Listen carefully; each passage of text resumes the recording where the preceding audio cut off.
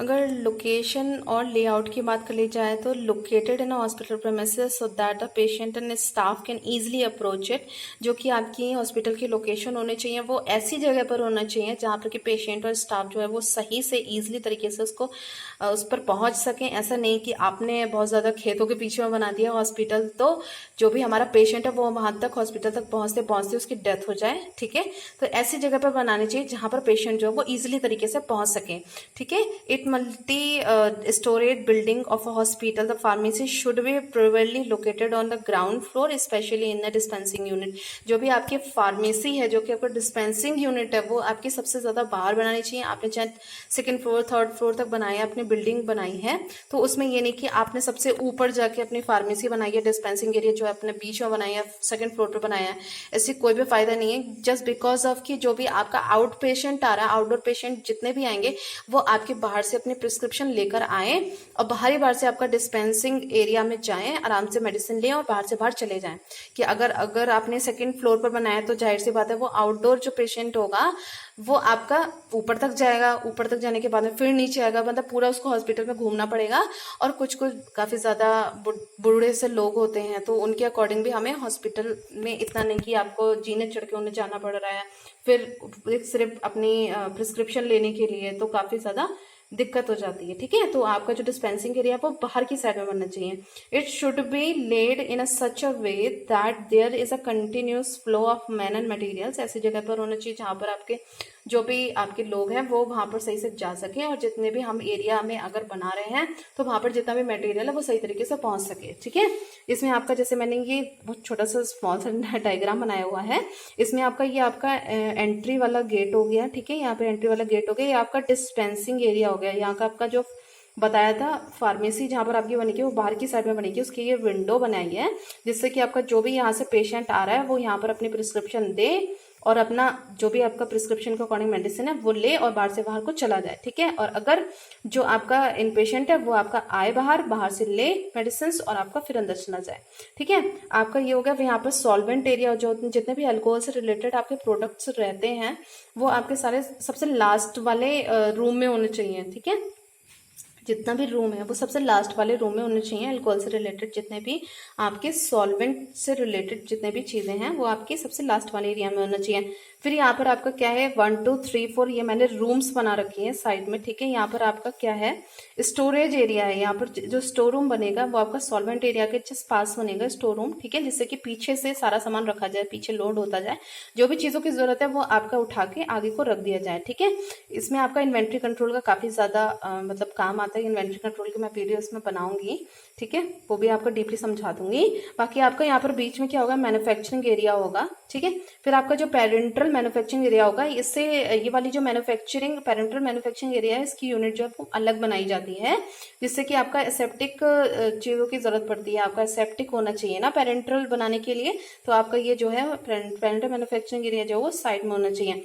अब आपके एक हॉस्पिटल को बनाने के लिए इसमें क्या क्या चीज़ होना चाहिए, रेफ्रिजरेटर होना चाहिए, एक्टिव इंग्रेडिएंट्स होने चाहिए, एक्सिपेंट्स होने चाहिए, सॉल्वेंट्स होने चाहिए, इक्विपमेंट होने चाहिए, कैबिनेट्स होने चाहिए, रॉ मटेरियल होने चाहिए, इंस्ट्रूमेंट होने चाहिए, स्टेरिलाइजेशन मतलब इंस्ट्रूमेंट जितने भी वो होने चाहिए, मिक्सर होना चाहिए, हीट मेटल होने चाहिए।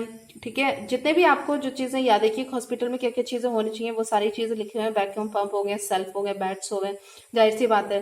ठीक है, तो वो सारी जितनी भी चीज़ें हमें एक हॉस्पिटल में रिक्वायरमेंट होती हैं वो चीज़ें हमें इसमें सारी चीज़ें लिखनी है, और आप इस चीज़ को लिख के आप इसमें ड्रॉ भी कर सकते हैं जैसा आपको कंफर्टेबल लगे। ठीक है, लोकेशन एंड लेआउट में अब आपका क्या है, अगर फ्लोर स्पेस की बात कर ली जाए तो फ्लोर स्पेस का मतलब क्या है, these are a lot of variations in the floor space devoted to the hospital pharmacy. For a very small hospital only one pharmacist in one room is sufficient for the pharmacy. जो आपका pharmacy है उसमें क्या है, अगर बहुत छोटा सा हॉस्पिटल है तो उसमें आपका एक फार्मासिस्ट और एक रूम सफिशिएंट रहता है फार्मेसी के लिए। ठीक है, the complete pharmacy services is included in the single room having section like dispensing, manufacturing, administration. जो आपका कंप्लीट फार्मेसी सर्विसेज की बात कर लीजिए तो इसमें आपके जो सेक्शंस होते हैं वो किस में डिवाइड होते हैं, डिस्पेंसिंग, मैन्युफैक्चरिंग, एडमिनिस्ट्रेशन में। ठीक है, डिस्पेंस कैसे होती है, आपको देते कैसे हैं, वो चीज़ें एक सेक्शन अलग होगा। मैन्युफैक्चरिंग आपकी बनती जो आपका कंपाउंडिंग वगैरह करनी है उसमें, ठीक है, तो वो सारी मैन्युफैक्चरिंग में आ गया। एडमिनिस्ट्रेशन में मतलब कि उसका जो भी रिकॉर्ड्स है, डाटा है, वो सारा एडमिनिस्ट्रेशन में होता है। तो इसमें 3 सेक्शन बनते हैं, ठीक है। मिलाने and WR Taylor and their public health care services associates recommended the following floor space and its distribution within the pharmacy area. The space requirement of a hospital pharmacy depends on the number of beds. आपका किस पर depend करता है, number of beds पर depend करता है। Type of sub departments, कितने departments है, सब डिपार्टमेंट्स कितने हैं, वो उस पर डिपेंड करता है। And types and number of out patient in patient, जितने हमारे आउट पेशेंट इन पेशेंट आ रहे हैं उनके अकॉर्डिंग भी हमें हॉस्पिटल को देखना पड़ता है। A minimum space of 250 square feet में be allocated for hospital pharmacy. आपका मिनिमम स्पेस कितना होना चाहिए, 250 स्क्वायर फीट होना चाहिए, ठीक है। मे बी अगर आप जो सबसे ज्यादा कम स्पेस की बात कर रहे हैं तो 250 स्क्वायर फीट होने चाहिए मे बी हॉस्पिटल फार्मेसी के लिए, ठीक है। The basic requirements of floor space in 10 square feet, आपका रिक्वायरमेंट के अकॉर्डिंग जो फ्लोर स्पेस है वो 10 स्क्वायर फीट बेसिक है, ठीक है। पर बेड इसमें कितने होने चाहिए, 100 बेड के लिए, मतलब कि आपका 100 बेड हॉस्पिटल के लिए 10 स्क्वायर फीट होने चाहिए। 200 के लिए आपका 6 स्क्वायर फीट, आपका 5 स्क्वायर फीट आपका होता है सबसे ज्यादा लार्ज अमाउंट, मतलब कि आपका एवरेज हो गया, फिर एटलीस्ट आपका 5 स्क्वायर फीट जो पर बेड अगर बात कर ली जाए तो ये लार्ज हॉस्पिटल में आ जाते हैं, ठीक है। आपका क्या है, यहाँ पर मैंने एक चार्ट बनाया हुआ है, इसमें आपका parts of building area in a square feet 100 bedded hospital, 100 bedded hospital के अकॉर्डिंग कितने स्क्वायर फीट का हमें चाहिए होगा वो लिखा हुआ है।